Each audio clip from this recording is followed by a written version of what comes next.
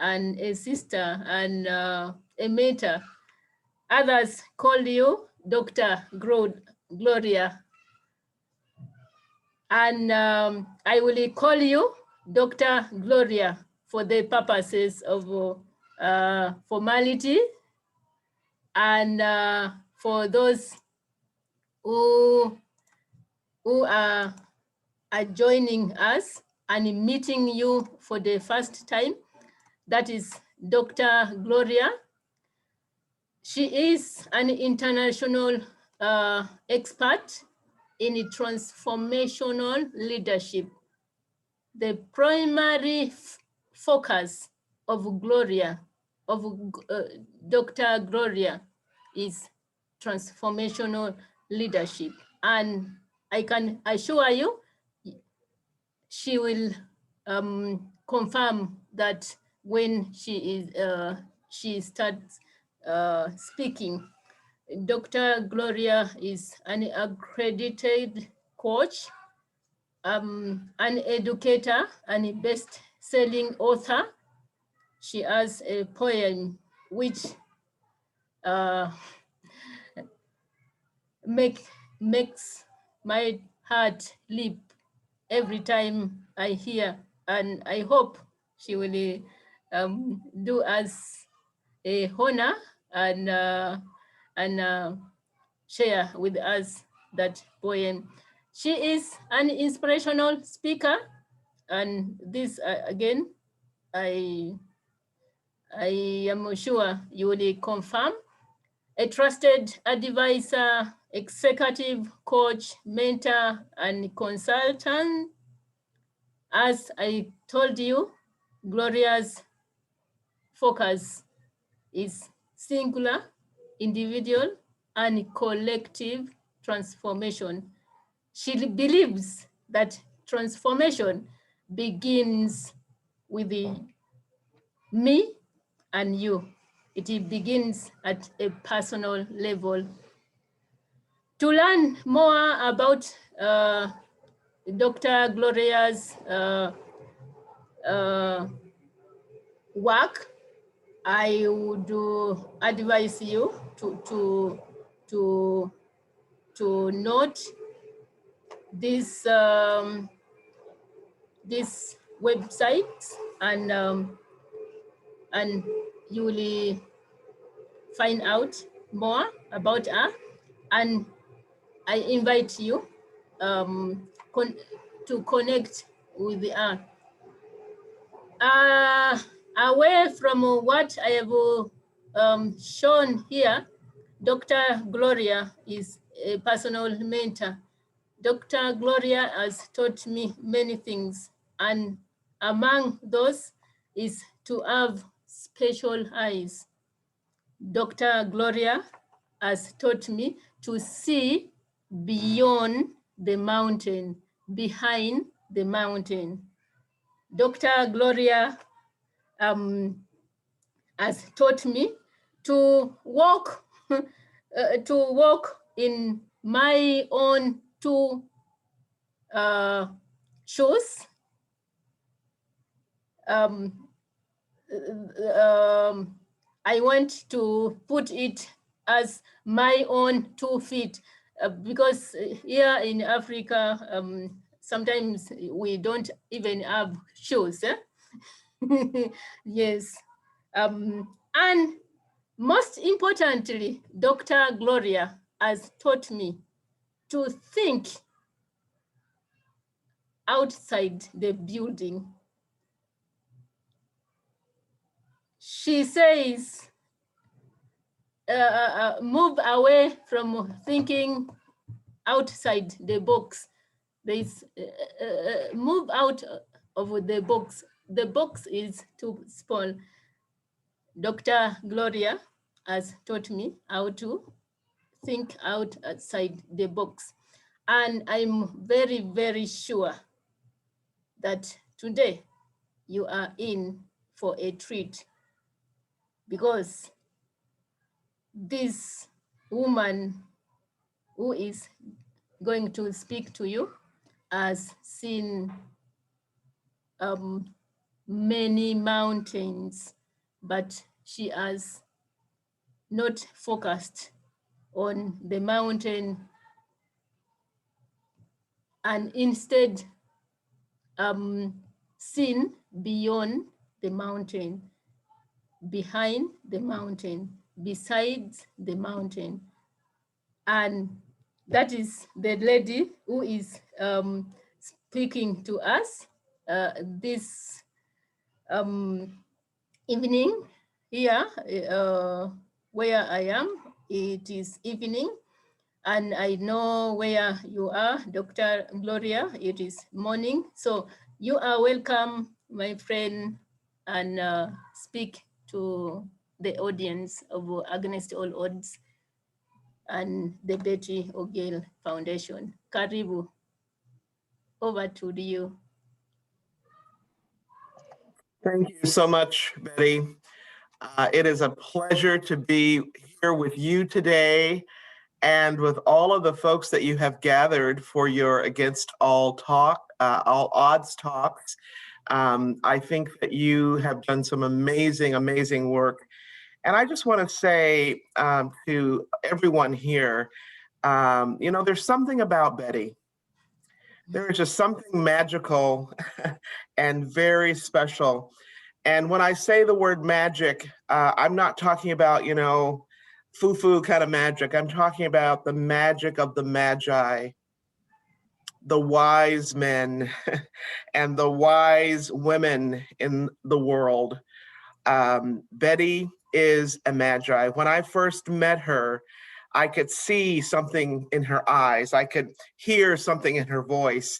And most of all, I felt the fire, the absolute fire and passion in her soul.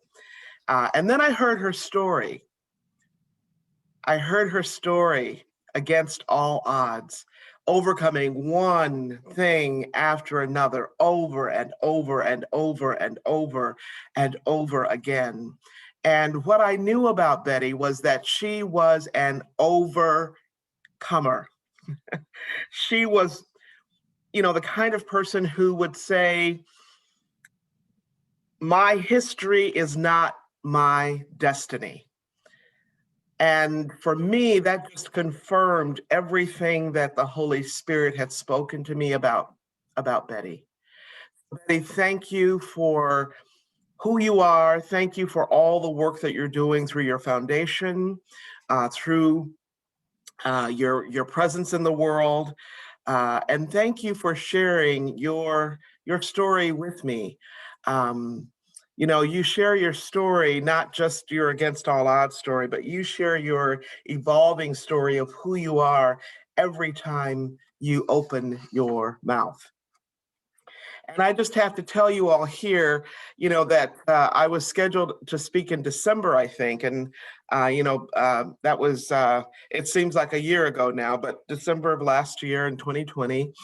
And of course, we couldn't do that because Betty and her lovely husband, Julius, had COVID.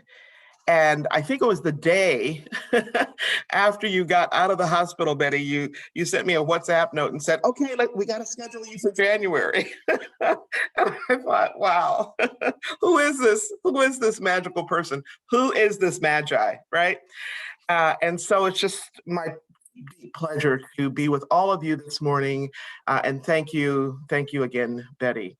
So I am delighted and honored to be with all of you today as we lift up and celebrate you, right?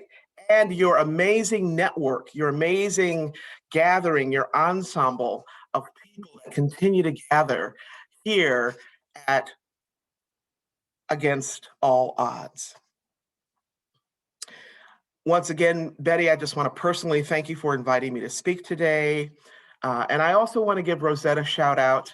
I love your presence and thank you for hosting this talk. Thank you for supporting Betty in her walk as well.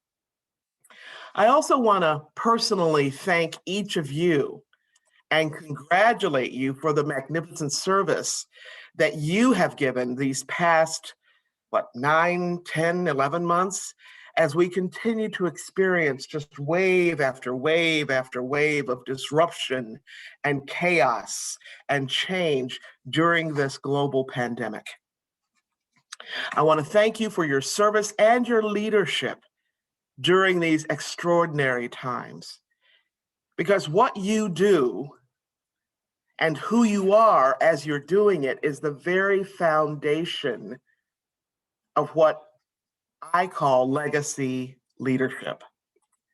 Now, I'm going to stop right there for a moment. I want to talk a little bit more about legacy leadership. I also want to have you experience legacy leadership just a little bit, okay? And I'm going to do something that I probably shouldn't do in Zoom land, but I'm going to invite you to sing with me, okay? So I see a lot of you have your microphones off, and that's a good thing because it's very hard to sing together on Zoom and get everybody sounding together. Okay, so I'm going to sing you a song. It's a very simple song, and I want you to sing it with me. All right? Okay, so nobody's going to be able to hear you, but then I'm going to ask for one or two brave souls to unmute their mics and sing along with me, all right? Okay, like I said, it's a very simple song, and some of you may actually know it. The song is called We Are the Ones. We Are the Ones, right? And this poem is just near and dear to my heart, and I'll tell you more about why later, but let's just learn this song right now. There are multiple parts to it. I'm going to teach you two parts today. All right. And the first part is just really simple, and we call it the mud. Okay. Why do we call it the mud? Because it holds everything in place. You know what it's like to be walking around barefoot or in shoes with mud, right? Everything gets glompy and sticky and right. Okay. So we call this the mud because it holds every other thing in the song in place. And it goes, we are the ones, we are the ones, we've been awaiting. We are the ones, we are the ones, we've been awaiting. Okay, pretty simple, right? So sing along with me. You can watch my hand, that's the beat. If you have trouble staying on the beat, I doubt that any of you do, but if you do, just watch my hand. We are the ones, we are the ones, we've been awaiting. We are the ones, we are the ones, we've been awaiting. Okay, pretty easy, right? All right, so I'm just gonna sing it a few more times, and I have my husband over here who's a musician. He's actually a conductor. He's just gonna play a drum beat and sing along with me, okay? And then I just want one or two of you to unmute your microphone when you feel comfortable singing along with me, all right? We are the ones, we are the ones, we've been awaiting. We are the ones, we are the ones, we've been awaiting. We are the ones, we are the ones, we've been awaiting. We are the ones, we are the ones, we've been awaiting. We are the ones, we are the ones, waiting. We are the ones, we are the ones, we've been awaiting. Yes, we are the ones, we are the ones, we've been awaiting. Okay, I hear two of you out there singing along with me, so thank you very much. Yes, that's it.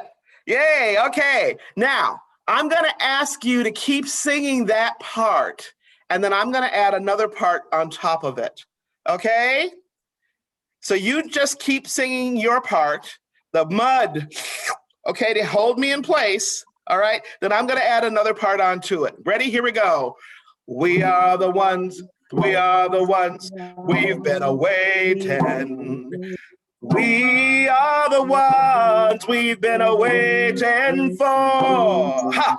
We are the ones we've been awaiting for. Ha! We are the ones we've been awaiting for. Yes.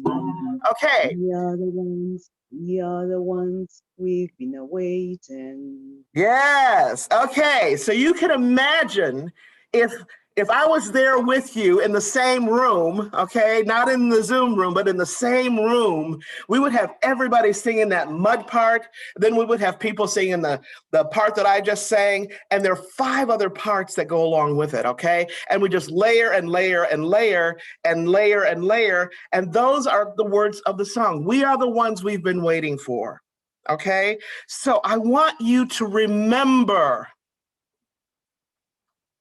I want you to remember that you are the one, okay? And I actually want you to sing that second part with me right now. We are the ones we've been waiting for. You know, a lot of times we look for leadership out there, okay? We're waiting for somebody in government or somebody in the community or somebody in our family to take us where we want to go. No, that's not it. We are the ones. We are the ones we've been waiting for, right? That's what the song is all about. We are the ones. We are the leaders. We are the champions. We are the dreamers of dreams. Okay, so sing that second part with me right now. We are the ones we've been waiting for. We are the ones we've been waiting for. We are the ones we've been waiting for.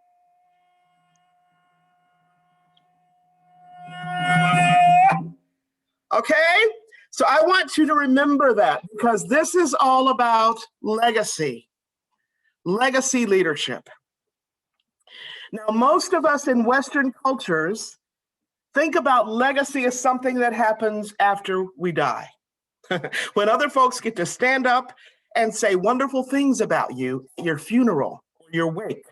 But here's the thing about that. Even though you're there, you're not alert enough to enjoy what people are saying about you, right? And here's the thing. The truth is, we leave a legacy each and every moment of our lives. Not after we're dead and gone, okay? We leave an imprint on other people, a footprint, a precious reminder of our lives. Every time we have an interaction with a friend, with a sister, with a brother, with an elder, in our communities and in our organizations. Now, as an organizational and community citizen, the greatest gift we can give others is to be conscious and intentional about the legacy we live right here and now, because how we live is how we lead, how we show up in our families and our communities, at work. Whoever you are and whatever you do in your familial, in your community, and in your work, right here in Uganda, in South Africa, I saw somebody signed in from Scotland, right? Whatever you do, you are creating a legacy. Every phone call you make, every email, every text message you send, every Instagram, every Zoom, right? Who and what you decide to include or exclude, everything makes a difference. How we show up today shapes somebody else's tomorrow. So today I want to challenge you.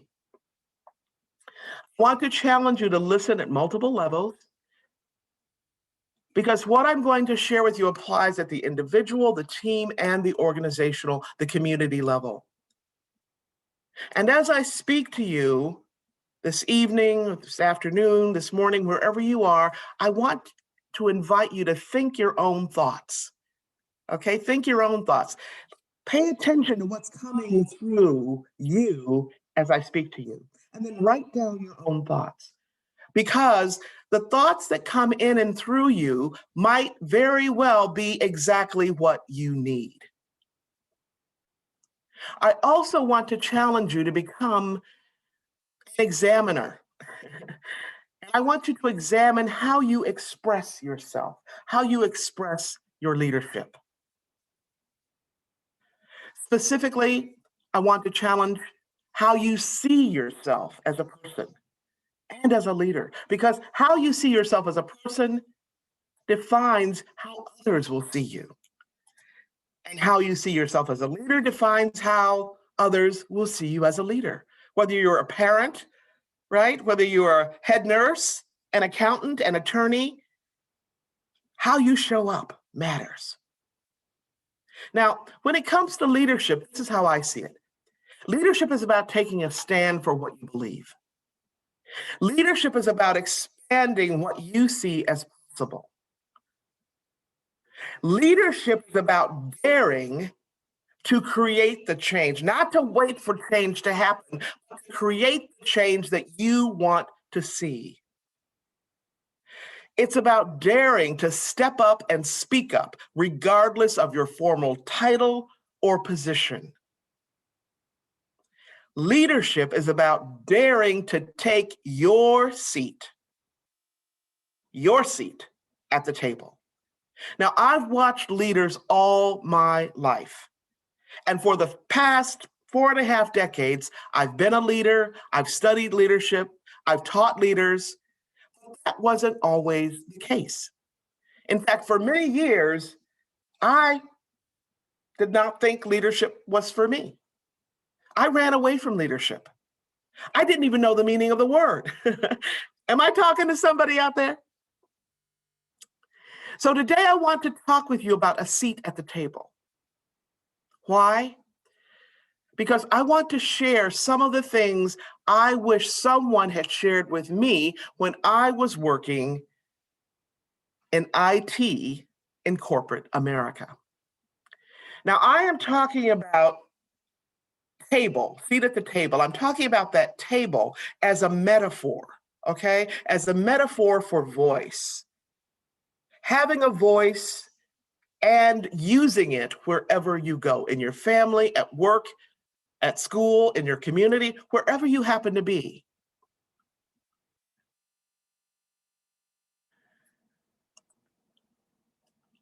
Let's talk about this seat at the table. Today, I want to talk with you about 3 things. What does it mean to have a seat at the table?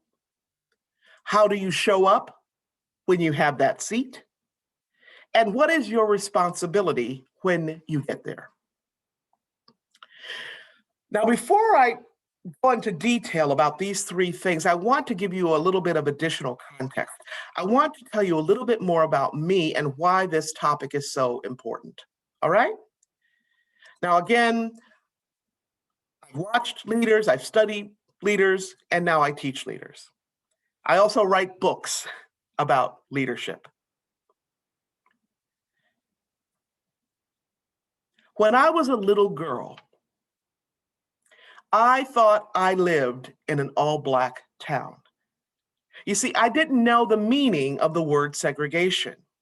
And though I didn't have any words for it at the time, as a little kid, I was ashamed. When my family went to town, we had to drink from the water fountain that said colored. We had to go through the back door of all the shops in the town. The shop owners would call my mom and dad by their first names, but we had to call them Mr. and Mrs. Again, I had no words for it, but I felt that little in my stomach. And even as a little girl, I knew from that and more horrific experiences that someday, in fact, my mom used to say, I put my hands on my hips and guess kind of did one of these, right? But I knew that someday I was going to make it impossible for people to prejudge my parents, me, and my sisters simply because of the color of our skin. I didn't know it at the time, but that moment of awareness, that moment of me putting my hands on my hips and letting my backbone slip, was me setting my intention. That was a moment of leadership. Now, from a financial standpoint, my family was very poor, but I didn't know it. We always had food to eat. My mom's table was always the welcome table. Everybody was welcome there. Everybody belonged there. And my mom would use her superpowers to transform our usual meal of cornbread and buttermilk to buttermilk and cornbread. Now, by the time I was 9, my family had moved from the deep South in Mississippi to Detroit, Michigan. We were part of what they call the Great Migration of African Americans, of Blacks from the mostly white South to the North to find a better life. But I remember we were living in a rough neighborhood. Remember, we were very poor, so we couldn't afford, the kind of home that my father and mother envisioned. We had to start somewhere, and somewhere was this rough neighborhood in Detroit. And I remember seeing someone get stabbed to death right in front of my house. By the time I was 12 years old, we'd moved about 10 or 12 times. Now, several times a year, we'd go back home. We would go back to Mississippi. That's where my huge extended family lived. My mom would spend the whole day before we left frying chicken. And when I was maybe in my mid-30s, I asked my mother, I said, Mom, why did you spend all that time frying chicken? And when I grew older, I would help her fry chicken, right? And she said, well, no restaurant would serve us along the way. And we would have to wait 18 hours to eat at my dad's house, my grandfather's house in this case, right? Because, again, no restaurant would serve us along the way.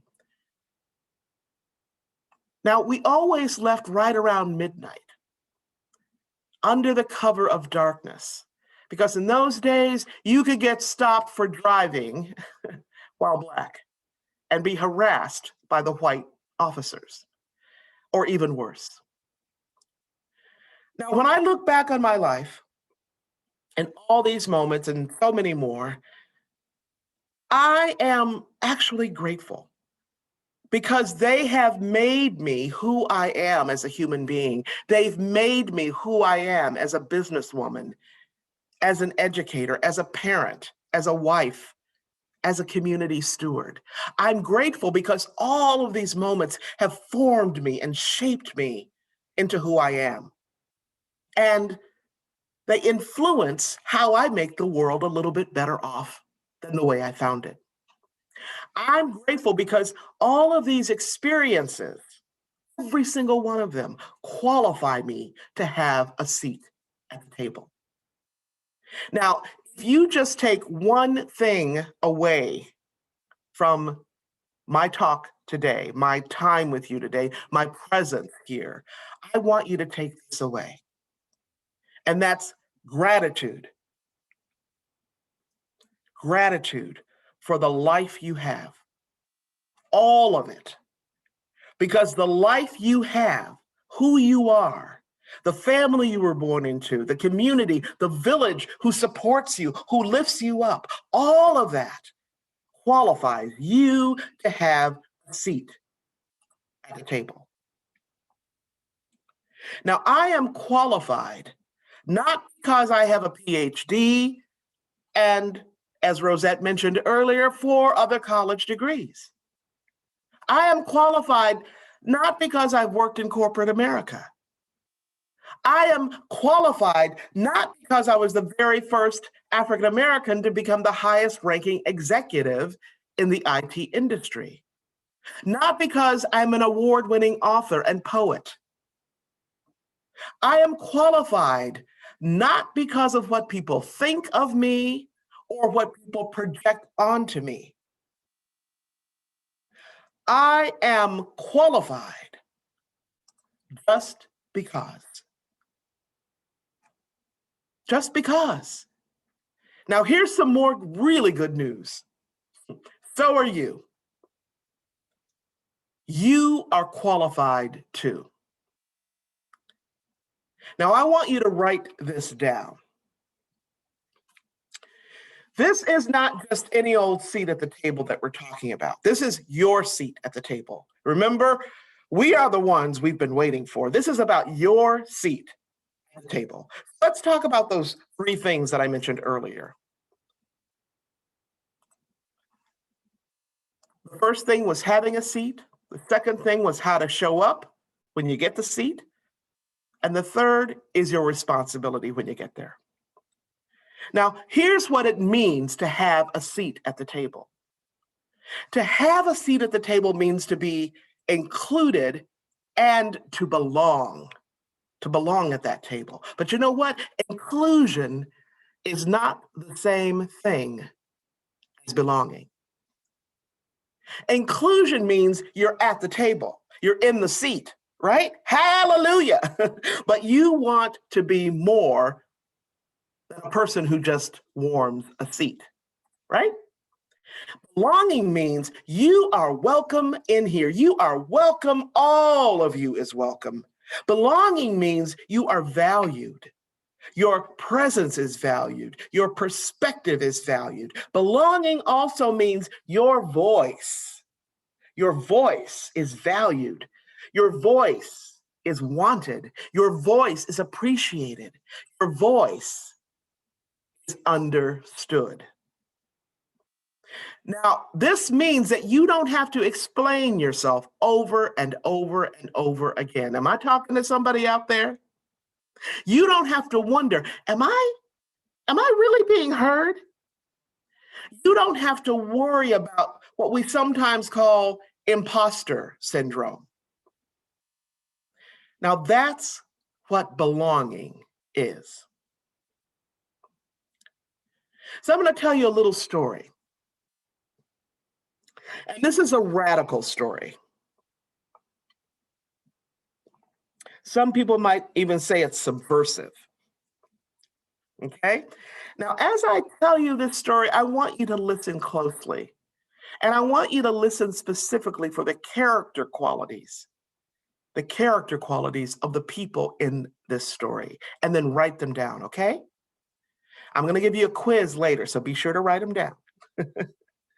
Now, when my father was a little boy, he had two dreams. My father was born in the same rural little town that I was born in, Oxford, Mississippi. And my dad was, 4 or 5 years old, and he had these two big, bad, audacious dreams. He wanted to live in a house with running water. This was back in the 1930s in the Jim Crow South. Think apartheid. All right? He wanted to live in a house with running water, and more than anything, he wanted to go to school. Now, for him, that meant college. Okay, he had access to primary school and high school and all that, but he couldn't imagine how he was going to get to college, right? But he wanted to go. You see, nobody in his family had ever been to college before. So these were big, audacious dreams, right? Now, my father was the kind of person who would talk to anybody about his dreams. So from the time he was this little itty bitty boy until the time he's now a young man in his early 20s, he's now working at a college in town, the University of Mississippi. He's working there as a janitor. He can work there, but he can't go to school there because it's still segregated. But my dad's talking to the professors, to the students, to anybody who would listen. And there's this little game called telephone where you tell somebody, you kind of whisper in their ear, and they tell somebody else, and then they tell somebody else. Well, one of those somebodies who heard about my father's dreams and who heard about him as a human being was a man by the name of Dr. Leston L. Love. Dr. Love was one of the deans at Ole Miss. And when he met my father and heard my father's dreams, his story, right? He fell in love with my dad. And he said, "Mr. McEwen, I know someone who I think can help you with your dreams." Now, in those days, black people were not called Mr. anything. Okay? They were usually called boy or the N-word, right? "Mr. McEwen, I think I know someone who can help you with your dream." And he gave my father a little piece of paper with a name written on it. And the next day, my father went to see this gentleman. And he walked up the long red pathway to a house that everybody knew in town. It was a house called Roanoke. And the gentleman who lived there was a man by the name of William Faulkner. Now, Faulkner at that time was a celebrated author. He had won the Nobel Prize, the Pulitzer Prize, but he was a very shy, kind of a reclusive person. Okay, so not many people in town really knew him very well. But he invited my dad up to his house. That had been prearranged, right? When Faulkner heard my father's story, he said, "Mr. McEwen, where do you want to go to college?" And without missing a beat, my father said, "Alcorn, A&M. It's a mighty fine school. It provides a solid education for Blacks." Now, Mr. Faulkner offered my dad, he said, "Mr. McEwen, I would like to help you. I want to pay for your tuition. I want to pay for your room and board. I want to pay for your books. I know that you're married with 3 little girls. I'm going to find you a job and Millie a job so you won't have to worry about pocket money." Now, what do you think my father said?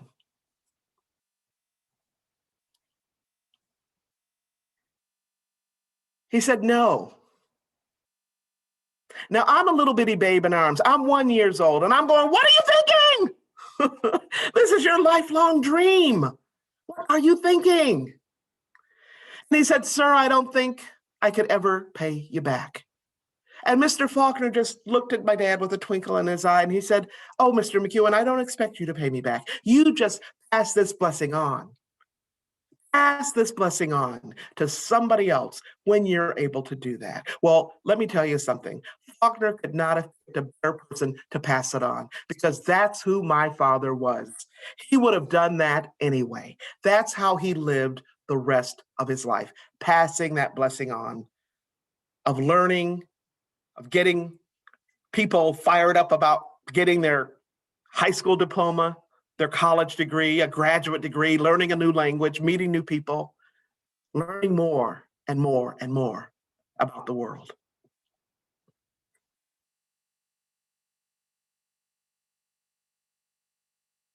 Now, I have a question for you. Was my dad included, or did he belong at the table?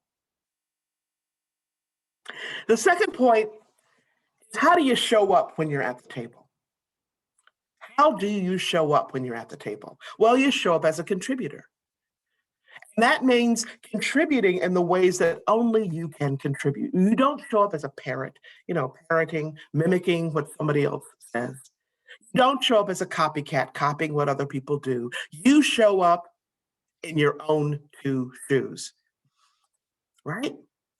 As your authentic self.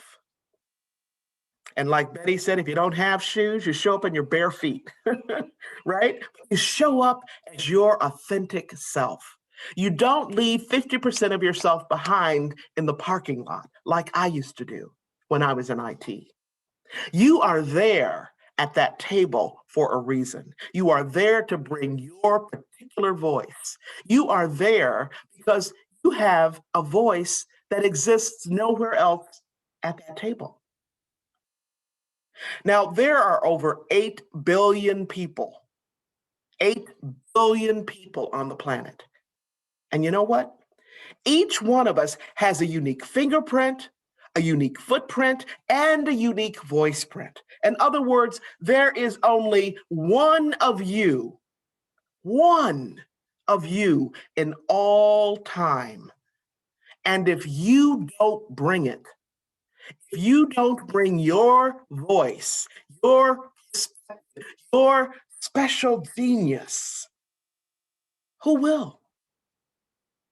Again, you are there to bring your particular voice for this particular time in the history of our world. You are there because you have a voice that exists nowhere else at that table. And if you don't bring it, your contribution, your creativity, your special genius, will be lost. Your family, your community, your team at work, your network here at Against All Odds will miss out on your unique contribution. Now, in our interconnected global village, you also show up with courage and empathy and humility and respect. You show up with hope and gratitude, love, integrity, vision. You show up with creativity, passion, perseverance, faithfulness. You show up with vulnerability, the vulnerability that it takes to get out of your comfort zone and take a deep dive into your learning zone, into your creativity zone. I don't have time today to share all the stories that I'd love to share with you. So I'm going to move on to my third point. And the third point is, what's your responsibility when you get to the table? Well, your first responsibility is to build relationships. So, what does that mean? It means that being at the table is not all about you, right? It's about asking yourself, how am I in relationship with people who don't act or look or think like me, right? Now, building relationships, as you all know, is a process. It doesn't happen overnight. It doesn't happen just like that. It's a process, and you must be intentional to build those bridges, to forge those relationships. And how does that happen? Well, it happens one conversation, one text, one cup of coffee, one cup of tea at a time.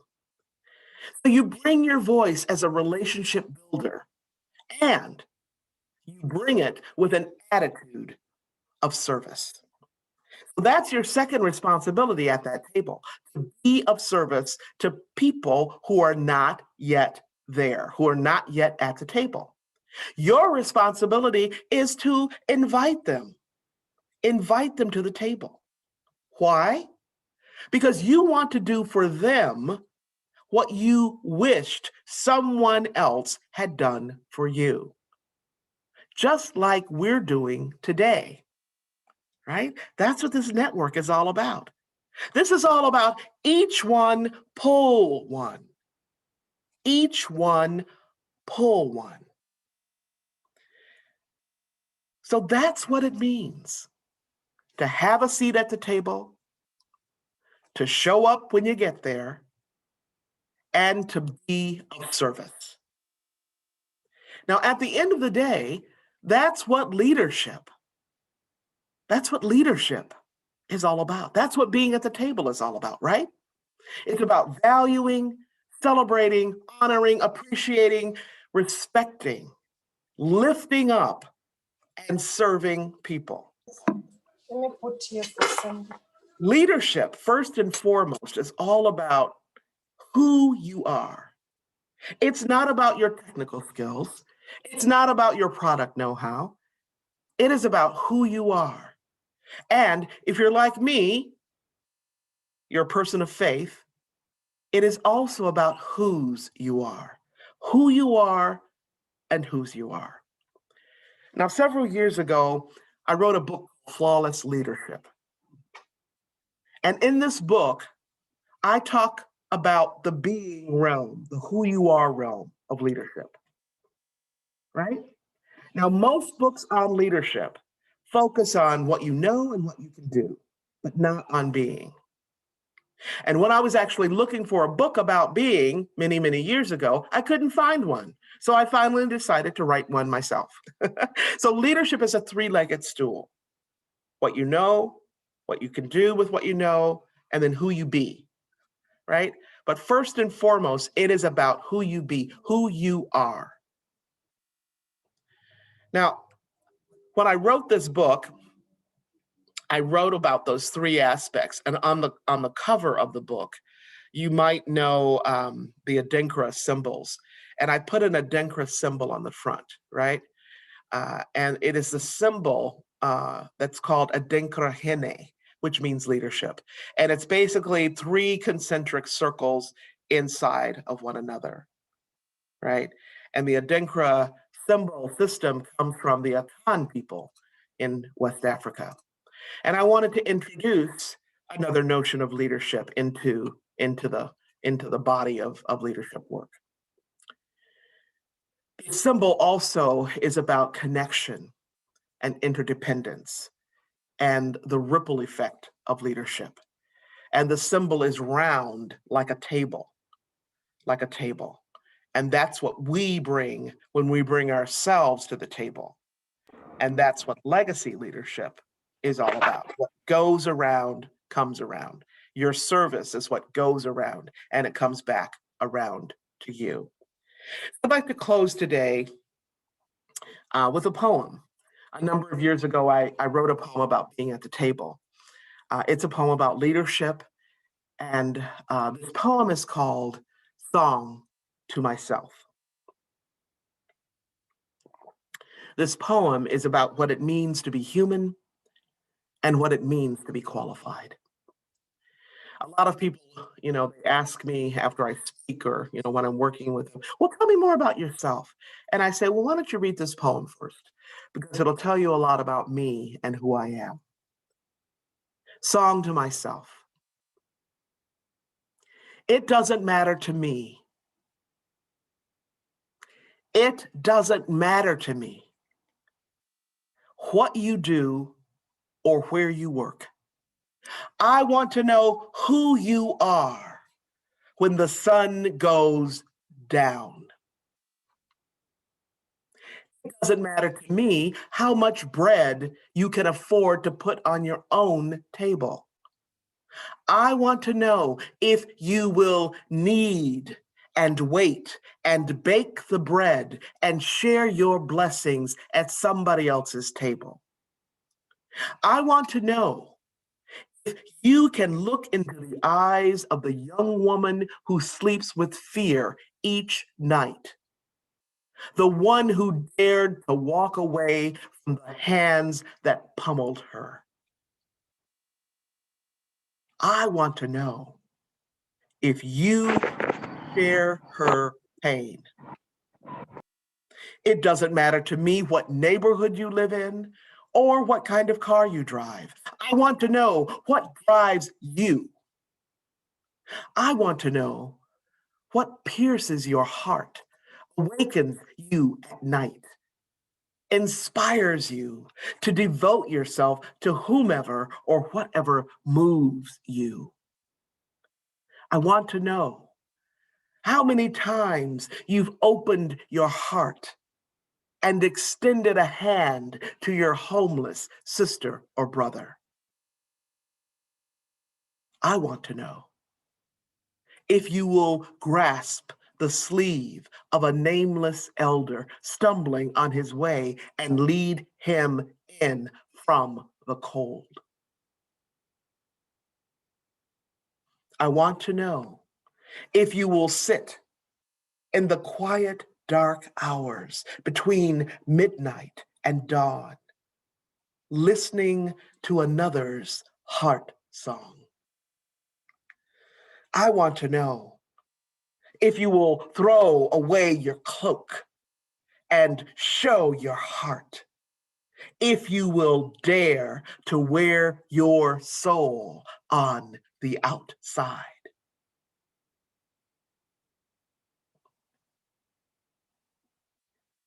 It doesn't matter to me what you say you will do for others. I want to know if you will act with courage and conviction, if you will daily cradle the frail hand of your mother when she no longer knows your name. I want to know if you will look into the hazel, gray, or ebony eyes of a stranger and say, yes, yes, yes, to affirm your sister, your brother, yourself. It doesn't matter to me that you have a past. I want to know if you will celebrate your present, if you will take a stand, declare yourself, sing, I am, boldly and with rejoicing, not only to the stars at night, but to anyone, anywhere, without apologies or regrets.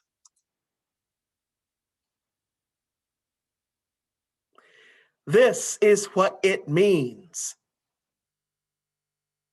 to be qualified, to be a leader. This is what it means to bring your voice, to sing, "We are the ones we have been waiting for." This is what it means to take your seat at the table.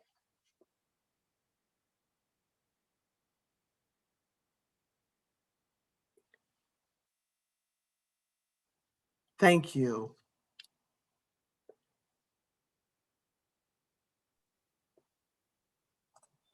Wow. Thank you so much, Dr. Gloria, for those words. You've tickled many things in many of us. I'm sitting here in Johannesburg, where I have lived for close to 3 years, and post-apartheid, and I'm turning many things in my head, even as I think about your father, wondering whether he was included or he belonged. And I'm thinking about the policies that are in post-apartheid South Africa, where, for example, companies are required to have a certain percentage of Black ownership. And I'm thinking, these people are just included. They don't actually belong at the table. But I don't want to go ahead of myself. I'll leave that thought with myself, and maybe we'll continue in the question and answer session. Money. And it is people like you and me who can hold our hands up in the air. So let us prayerfully consider how we can be able to be part of this. Now, we have 13 minutes left for question and answer session. So I want questions that are burning for Dr. Gloria. But before, as your questions come, I have a question for Dr. Gloria. Like I shared, I'm thinking about post-apartheid South Africa. And I'm thinking about people who are called to the table. And you know you're being called to the table because you want to be included for a box to be ticked. If you're such a person, how can you ensure that you move from being included to actually belonging at that table? That's my question. That's a great question, Rosette. You know, you move through in so many different ways, but I think the beginning steps are about your, your love for being at the table, your passion for being there, your reason for being there, and then building relationships. Building relationships is connected to belonging. Okay. Unfortunately, for some people, they have to work a little bit harder because they're kind of being treated more as a token. Okay. A token of inclusion rather than truly, being invited and welcome and hosted. But it can be done. It can be done. So you want to surround yourself, first of all, with, kind of like Betty has done, and probably you too, and maybe even, other people on this call. You have an inner circle of people who lift you up and support you, who don't want anything from you. Okay. And those people may be in your family, they may be in your community, they may be your mentors, but 3 or 4, maybe 5, no more than 5 people who are like your stronghold, your anchor. Okay. Because when the going gets rough, We need prayer, okay? That is And we need other people to lift us up as well, right? We need people to act as allies for us and with us. And that's the, that's the kind of thing that you want to seek at that table. That helps to build the bridge called belonging, okay? Is to get allies. You build relationships with people who, they don't have to even be like-minded, but they want to support you. Okay. And sometimes you have to open your mouth and ask for that help. Don't expect it to be served to you on a silver platter.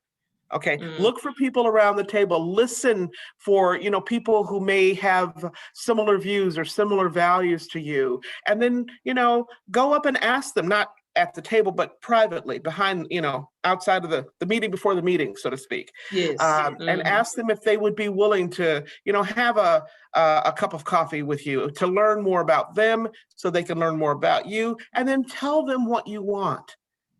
Okay, not on the first date.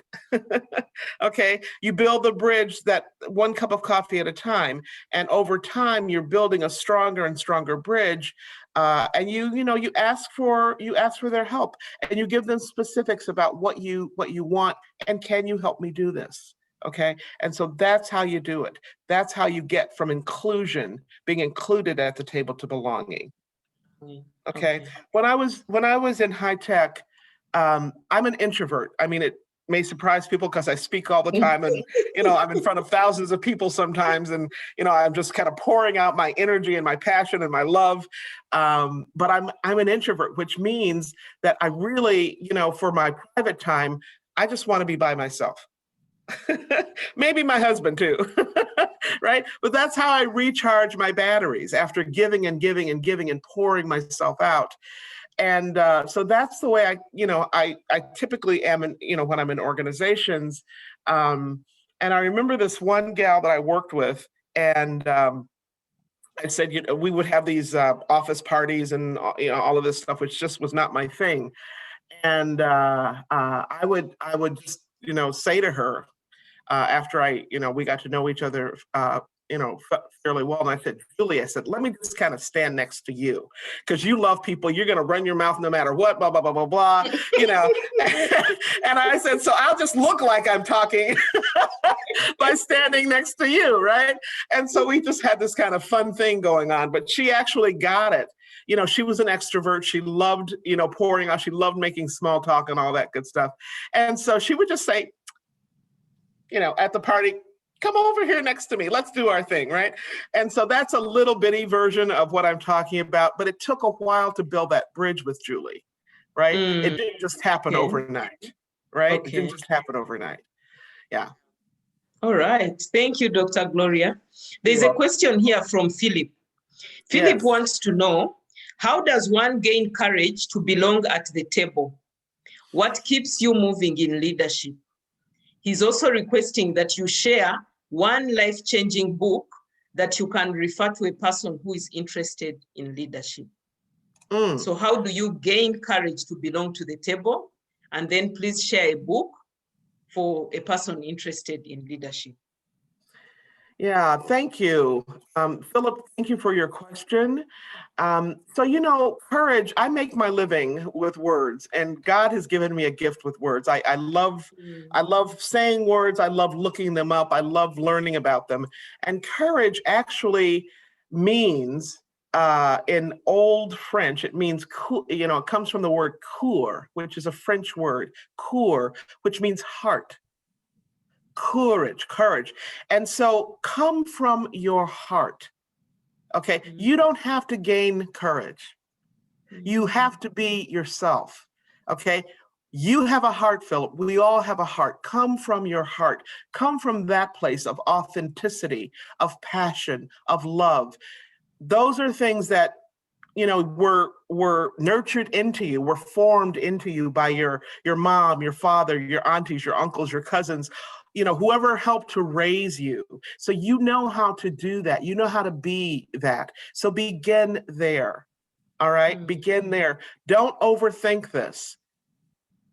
You don't need confidence. You can build confidence as you are at the table.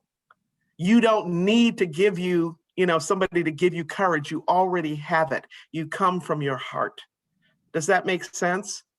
It does make sense. And Yeah. can you share a book on leadership for him? Yes. Mercy, there's so many. Yeah, I know. Philip, just give me a little bit more information. Are you already a leader and you want more information, or are you looking to learn because you kind of just don't know about this landscape yet? Are you beginning, or are you seasoned already? All right. So while Philip is getting back to us on that, Arnold has a question, and you've kind of touched on it already, but they are asking, how do you gain confidence at the table, especially when you're very few women on that table? Yes. So confidence means faithfulness. Okay. And so be faithful to who you are. Be faithful to who you are. The fidence part of the word confidence is about fidelity, which means faithfulness. So be faithful to who you are. So when I was in high tech, I was the only, almost always, this was Mercy. When did I start in high tech? Almost 40 years ago. Okay. This was before. So think about a room like your kitchen or your dining area. Computers were that big in those days. Okay. Now we have these little baby, microchips, right? What's on a microchip now required a computer the size of a room. So I was like a one of a kind. I was the only woman almost always, and always the only Black person in the room. Always. Okay. And for most of my career, and I was in high tech for about 23 years. And so often I would have to invite myself to the table. Nobody, these white guys, they didn't mean anything bad by it. Most of them were from the military. That's how the computer industry started, from the military. So they, tall, short, medium-sized white guys. And they were used to, hanging out with people who looked like them and who thought like them. They didn't even, give me a second thought, because I wasn't part of the, gang, so to speak, right? So I would invite myself to the table. And because I cared so much about what I was doing, because I cared so much about the teams that I was working for, I invited myself to the table. And I said, you know what? You guys are talking about XYZ over there. And I know that what you're talking about could help my team. I also have some things that could probably help you as well. So that's how I invited myself to the table, by making an offering. And by saying, I need something from you, and I think you need something from me. All right. And I gained confidence over time by being at the table. It didn't, I didn't have to I had the faithfulness to get myself to the table. And I grew in faithfulness as I was at the table, as I was heard or not, because sometimes I was not. Heard. And I would have to kind of check in with myself. Are they really listening to me? Why is, this guy over here saying exactly the same thing, and they're listening to him, but they're not listening to me? And I used to get really mad. I was infuriated. It was like, who do they think they are, right? Well, that was my internal voice talking. But what came out of my mouth was, now let me just repeat again, right? So you don't let all of the little gremlins out of your head and, through your mouth at the table. You have to have some self-regulation and self-management, which we call emotional intelligence these days, right? But you have an offering, and you make an offer and to give something, and you say, this is also what I need. So that's how you get to the table. Okay, and you gain more and more and more and more confidence as you are at the table. Okay, and again, it's about working those relationships. So it all goes together. It's not just one thing. It's, a lot of these things integrated. All right? Okay. Thank you, Dr. Gloria. Philip has come back. He says he's already a leader. He wants one life-changing book that can add value to him. I'm going to recommend 2 books to you, Philip. I know you asked for one, but thank you for that extra information and specificity. You're already a leader. I would recommend a book by John Maxwell, and it's called The 5 Levels of Leadership. Yes. The 5 Levels of Leadership. Why that book? Because most leaders are level 1. Okay, which is, everybody begins there, but you want to end up at level 5. Level 5 is what I would call legacy leadership. John Maxwell has different words for it, but it's basically you're building your skill set along the way. You're building the who you are along the way, and it really parses it out and walks you through how to get from level 1 to level 5, how to work with people at different levels and all of that. So I think that would be a great book for you. The second book I'd recommend, and this is not about selling my book, I would recommend Flawless Leadership to you, the book that I mentioned during my talk, because again, there are very few books that talk about the who you are, and who you are is foundational to how you show up at the table, how you show up with your team, how you show up with your peers, how you show up, if you're sitting on a board, how you show up in your community, your family, everything. Okay?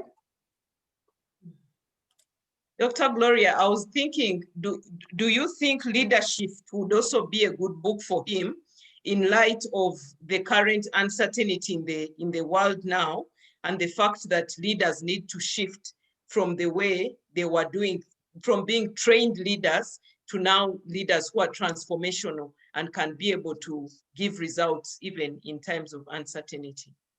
That's yeah, so Rosette, I missed the very first part of your question. Can you just repeat that part? Oh, sorry, no, I was just thinking aloud and thinking maybe another book we can add is Leadership.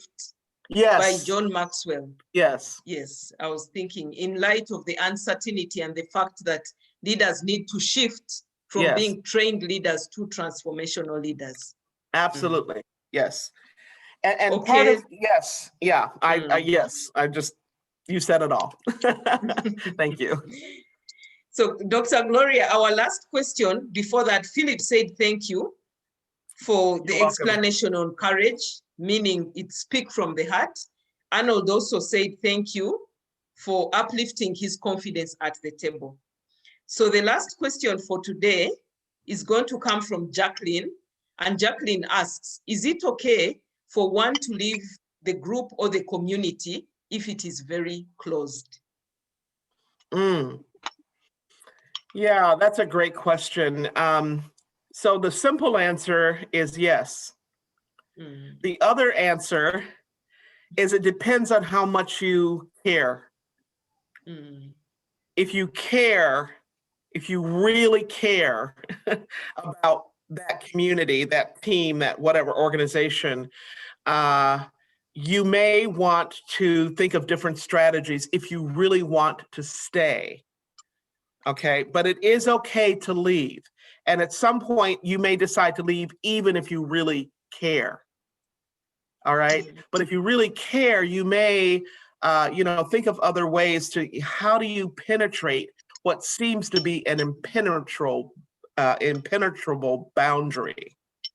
All right, and I'll give you a very short little story about that. This just kind of flirted in as I was talking to you. A friend of mine here in my local community is just a wonderful mentor, friend, colleague, and she's also a community elder. Anne will turn 90, I think, in March. And years ago, she asked me to be on a board with her for a community commons area that was just beginning to form.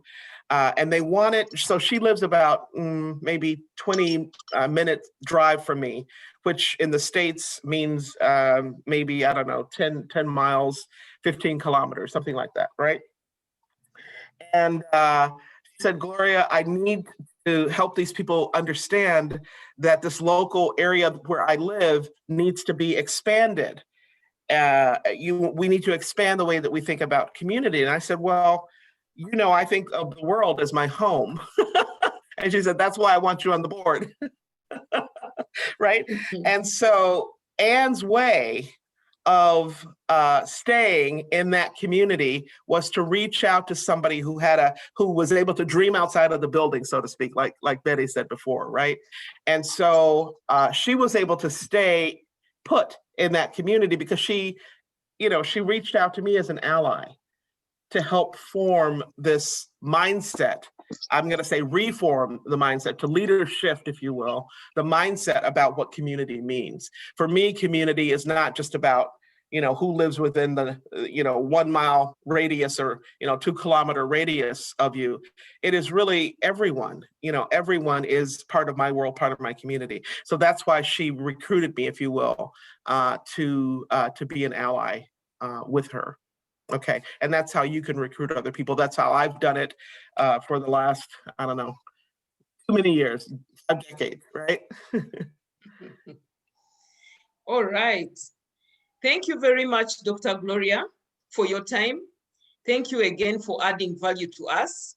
We feel very honored that every time Betty knocks at your door, you come and move us from the level that we are at to the next level. Certainly very, very timely message for me, especially who is here in post-apartheid South Africa, what I see all the time. So I'm going to have to put it in the back of my mind, the difference between inclusion and belonging, and see how I can pass on what I have learned from you to those that are in my community. So thank you very much. At this point, I just want to call upon Betty. Betty, please come and say thank you to Dr. Gloria, and then give us a closing remark before I say the closing prayer. Betty, over to you. Rosette, thank you, Dr. Gloria, for answering those questions. You're welcome. Yes, and I would like to do this differently because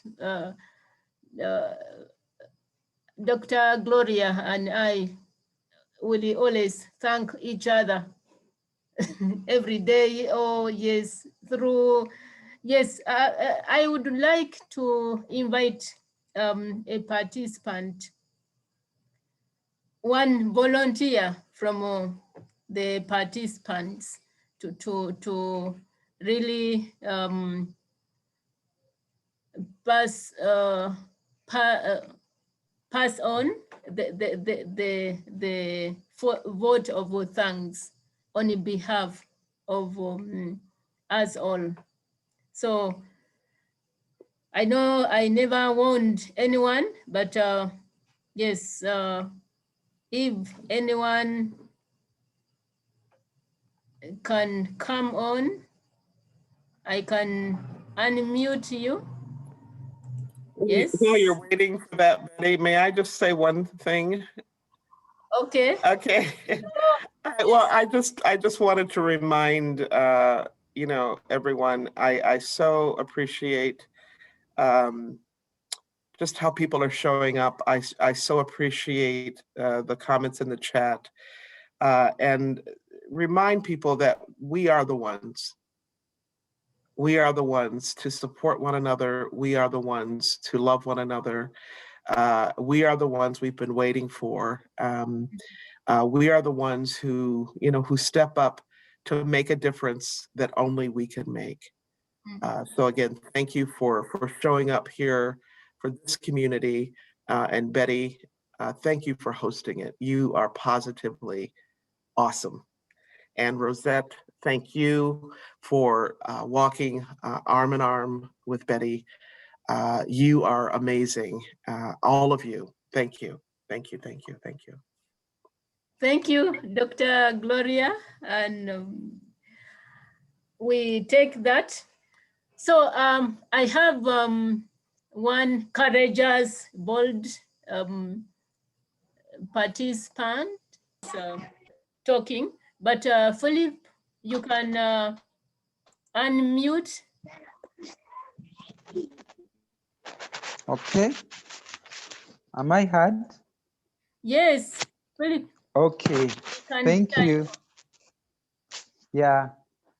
Thank you so much. My name is Philip Chiriowa of Uganda. I've been lucky to have been, I think, the second person to have tuned in for this important session. And I've been really glued, taking notes from a leadership expert, Dr. Gloria. Indeed, you've been able to articulate what is on your profile. From the way you simplified the message of leadership, you really encouraged us that leadership is not just abstract where you only read about it, and you've showed us that it's about action, it's about understanding your voice and bringing it out. And from the examples we've had, like from Betty or Gale Foundation, we've seen that leadership is not just about talking about it, but it's about action. And I, together with all the participants, I believe no one has stayed the same. And it's an honor to have listened to an expert as growing leaders, to the fact that we can also make a difference in the lives of others. Thank you so much.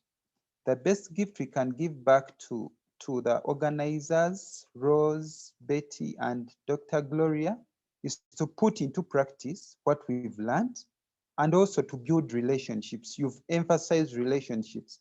So many times in the world, we discover that there is a lot of competition, and many people as leaders, they see themselves as competitors. At the end of the day, there is no service delivery. But from your talk, you've showed us that we have to build connections. Thank you so much, and we shall always be happy to get back to listen to you. Thank you.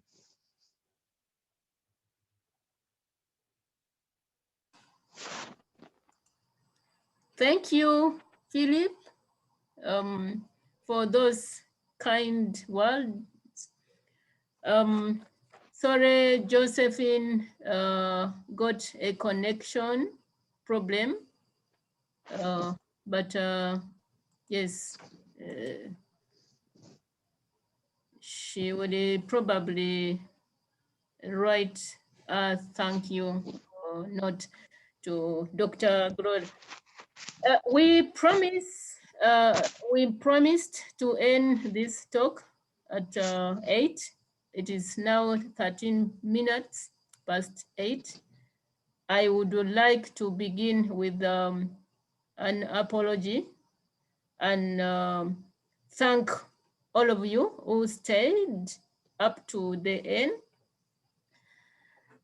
for being intentional, but we don't want to take your time for granted and you for granted, and we will end this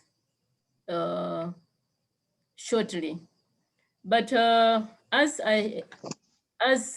we bring this to the close, I really want to add my voice to Philip, to Rosette, and on behalf of all of you who are tuned, who joined this session, thank you, thank you, thank you.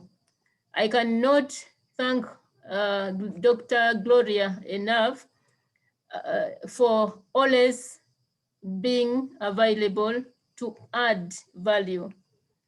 You know, we are people of value who value people and add value to people. That is our motto at the John Maxwell team. And Dr. Gloria is one of our mentors, our great mentors.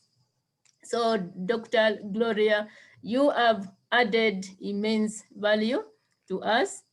You have exceeded our expectations, my expectations, and you have lived all the John Maxwell team DNA just in 1 hour, in 40 minutes. you have been able to demonstrate. And I can't thank you enough. We did not pay you any money. I have never paid you any money, but one thing I am sure about is God will pay you on my behalf, because you have deposited in the kingdom of God by adding value to us. So, and I don't want to forget the person behind or besides or within your success. The person who was drumming in the background, the unsung hero. John, I know you are there and you are listening to my voice. Just know that we appreciate you and we thank God for you in Gloria's life, and we want to recognize your contribution to our success and whatever she does. I know this because I have a spouse, a supportive spouse, just like you. So John, God bless you for always standing. I know the day I requested Dr. Gloria to speak on the 12th of December. I like admitting Google. On the 12th of December, you were there. You were there besides, and I remember Dr. Gloria consulted you before giving me the answer. So, and you said you have a program on that same day, we wouldn't have had Dr. Gloria speaking to us. So thank you, thank you. We cannot pay you, but God will pay you on our behalf. Rosette, I can never take your time for granted, take your support for granted, take your contribution to the Against All Odds talks and the Betty O'Gill Foundation for granted. Thank you, my friend. Thank you. God bless you, my business partner. Thank you. And I know behind you, besides you, though he may not be listening right now to my voice, but I know you will convey to him the message. Thank Ben for me. To all of us who showed up here, thank you for showing up. Thank you for bringing Gloria's 3 points to life. Yes, thank you for choosing Against All Odds table this evening. Thank you for contributing, yes, to Against All Odds table. And thank you for the conversations which was building the relationships. Thank you for choosing Against All Odds table. One thing I know about tables, and tables can be anything. A table can be your career in the office. A table can be your potential. How do you show up for your potential? A table can be your purpose in life. Why are you here? I was joking with the Rosette that heaven has rejected me very many times. I have rubbed shoulders with the death many times. Why? Because I still have unfinished business on the earth. That is why even the corona did not take me.